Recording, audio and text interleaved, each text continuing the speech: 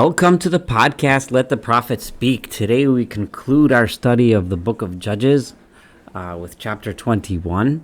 And as we have felt throughout this entire book, the descent of the people into chaos, murder, rape, idolatry, just about every type of immorality imaginable. It doesn't get much better in this chapter, although the one thing we do seem to feel in this chapter is that there is a feeling that the people have that they want to improve, and they want to improve under God, but they have no guidance, and the way that they try to improve themselves simply is even more violent than before. So you get the feeling that there is some sort of a groundswell of a desire for unity, a desire for loyalty to God, a desire for morality, but it seems to be completely misled. Without any appropriate leadership, it just seems to unravel even further. We just finished studying chapter 20, in which we read of the decimation of the tribe of Benjamin by the other tribes who were avenging the death of the concubine who was so awfully and brutally raped and murdered. So there was a sense of righteous indignation. Some of it was righteous, but it led to the destruction of the tribe of Benjamin. It led to murder. It led to civil war. So we're just... and the descent continues in chapter 21. V'ish Yisrael, and all of the people of Israel, the men of Israel, nishba ba mitzpah lemar, they all swore at Mitzpah. Mitzpah was where they had all gathered to attack Benjamin. They swore. It's not clear if they swore this after the battle. It seems like they would have made this oath prior to the battle, that ish mimenu lo yiten bito levinyamin leisha, that not a single one of us will ever give his daughter to anyone in the tribe of Benjamin leisha as a wife. In other words, when they were going out to battle with Benjamin, they swore not to allow any of their families to intermarry with the tribe of Benjamin. Now they kind of start to regret this, because Vayavo ha'am Beit El, and the people of the nation came to Beit El. The question is whether Beit El is referring to Shiloh, to the place where the Mishkan, where the tabernacle stood, or Beit El is a different place where they just came to worship, and it's being called Beit El because they're worshiping there. The word Beit El means the place of God. That's discussed by the commentaries, simply meaning it's a different location. Otherwise, it would call it Shiloh, as we see later in this chapter where it uses the term Shiloh. Vayeshvu sham ad ha'erev, and they settled there until the evening. They sat there until the evening, lifnei Elokim, before God. Vayisu kolam, and they raised their voices, vayivku v'chi gadol, and they cried this terrible cry. What was they crying about? Vayomru, and they said, Lama Adonai Eloi Yisrael, why, O God of Israel, Lord God of Israel, Haisazos B'Yisrael, has this happened among Israel? Hipaked hayom Yisrael shevet echad, that one entire tribe is now taken away, is now missing. An entire tribe is missing from the tribes of Israel, from the nation of Israel.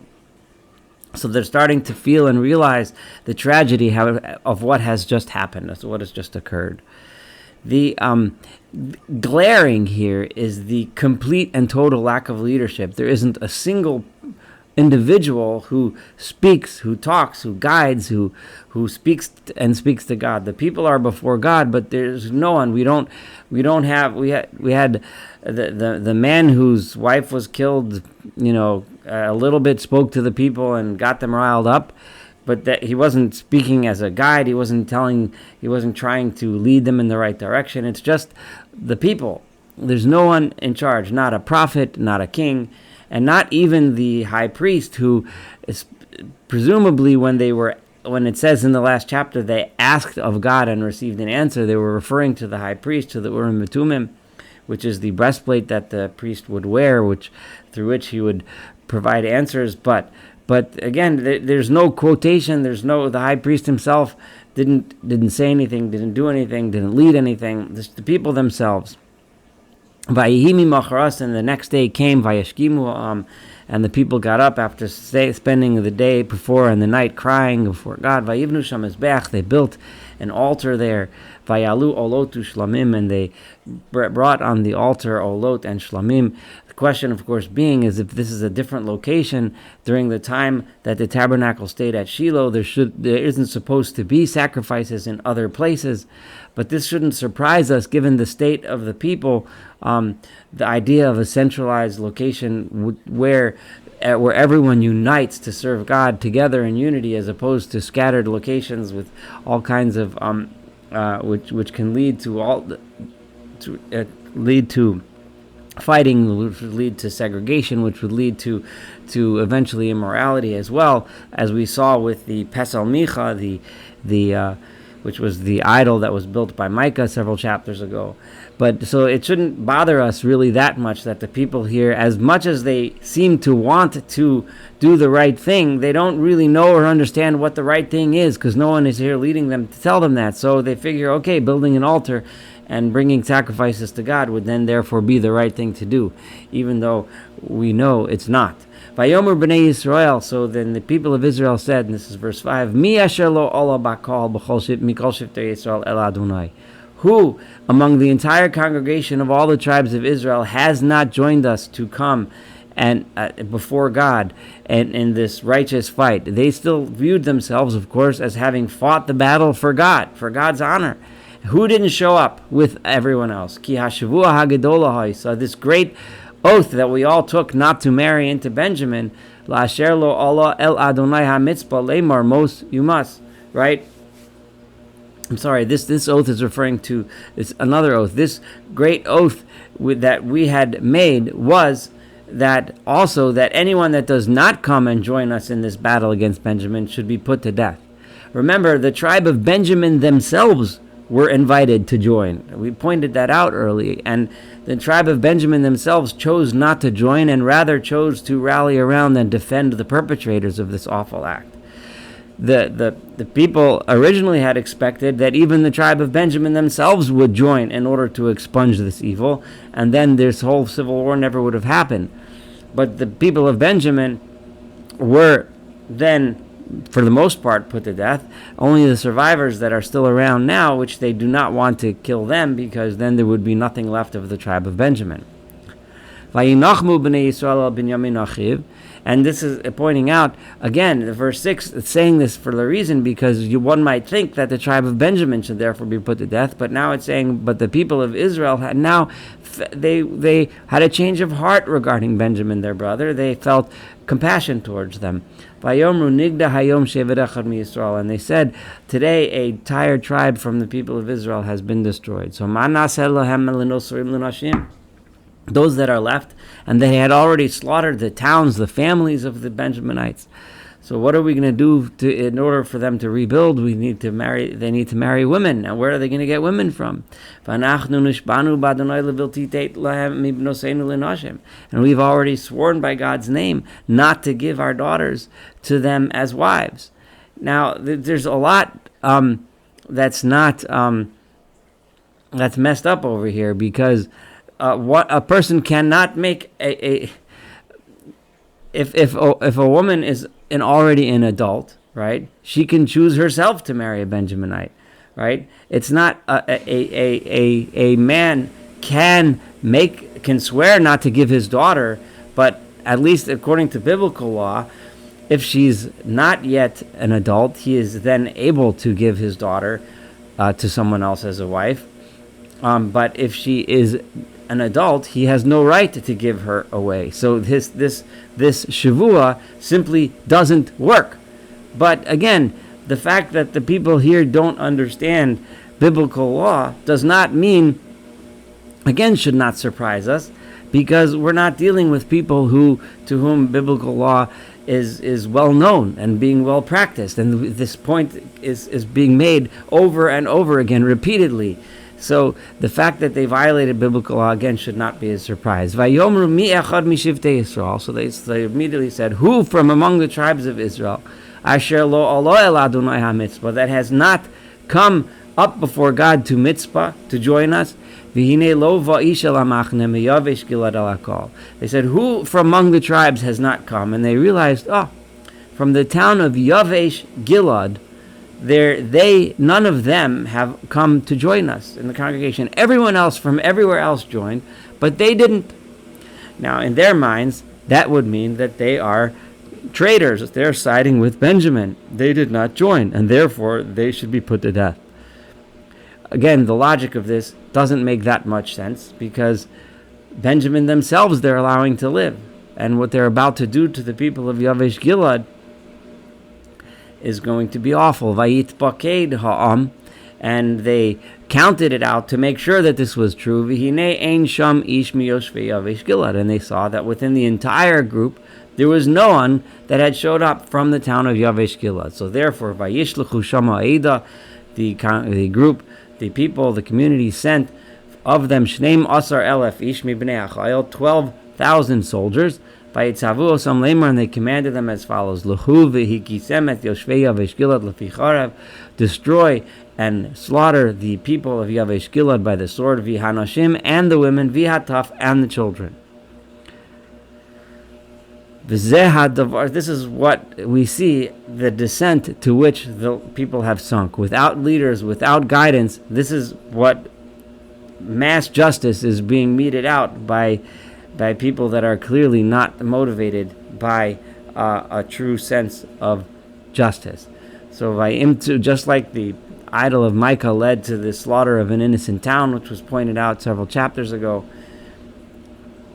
this righteous indignation has now led to the slaughter of another innocent town. I'm sorry, I skipped to verse 11. And these were their instructions. This is what you should do. Every male and every woman who has been married to a male should be destroyed.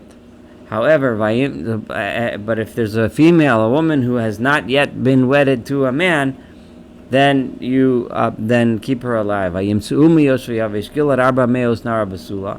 And among them there were 400 virgin young women that had not yet been with a man. And they brought them to the camp which was in Shiloh, Asher Be'eretz Canaan, which was in the land of Canaan. This, in some readings, could indicate to the camp Shiloh that Shiloh is the same as Beit El, which is kind of confusing because Shiloh and Beit El are two different places. Or it could be that they brought them to another camp, Shiloh, which is in the land of Canaan. In other words, it's noting that they may have moved or may be meeting now in a different location.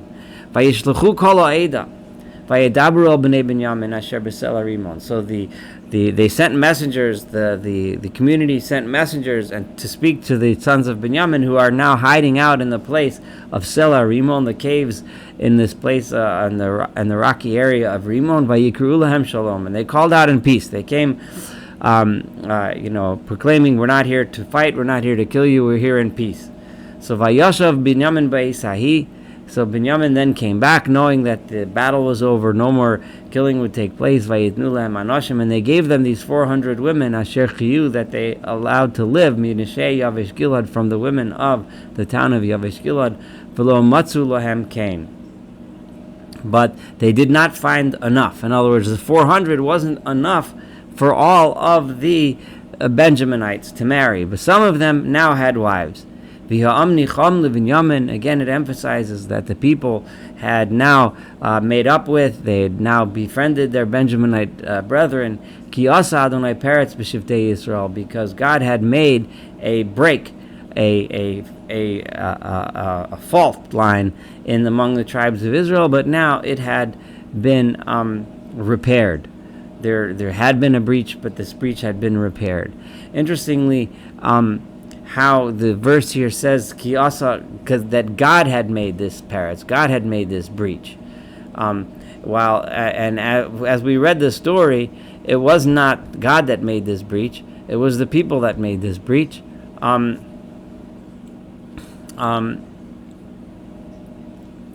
But it was, however, the people did this. This came about through the behavior and the actions, all the way from the beginning of the story until now, of all of the people involved, each thinking that they were doing God's desire. Vayomru ziknei ha'eda, verse 16, and the elders of the community said, Manaseh lenosarim lenashim, what are we going to do for the rest of the Benjaminites to give them wives? Ki nishmidami binyamin isha, because there are no women left in the tribe of Benjamin, they have all been killed. Vayomru, and they said, Yerushat pleitol binyamin, there must be a group of a remnant of Benjamin that will save them, so that entire tribe of Israel should not be erased.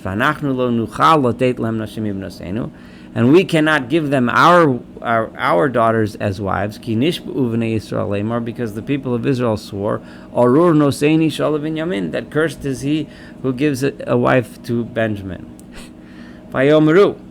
And they said, there is a holiday of God, a chag, a feast of God that takes place in Shiloh. It's been happening year after year. Asher mitzvonu leBeit El, and this place of Shiloh, which is to the north of Beit El, again identifying Shiloh as a different location as Beit El. Mizracha HaShemesh, to the east, Lemesila, east of the road, Ha'olam in Beit El Shechema, the road that goes from Beit El to Shechem. And in Shiloh, they have this special feast for God. Uminegev Lebona, it's south of Lebona.